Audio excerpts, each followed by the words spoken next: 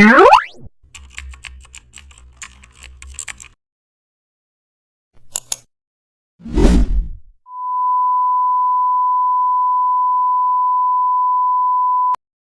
back to the channel, and don't forget to like, share and subscribe for more updates.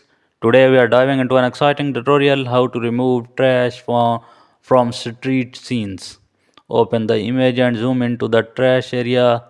Pick the clone stamp tool with a soft brush and sample clean a ground tiles or pavement.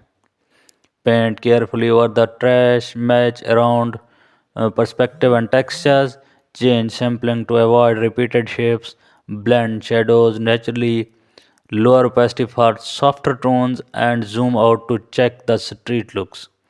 Fix leftover imperfections and correct any mismatch texture lines, make the street look neat and clean, smooth final details, and the scene become perfectly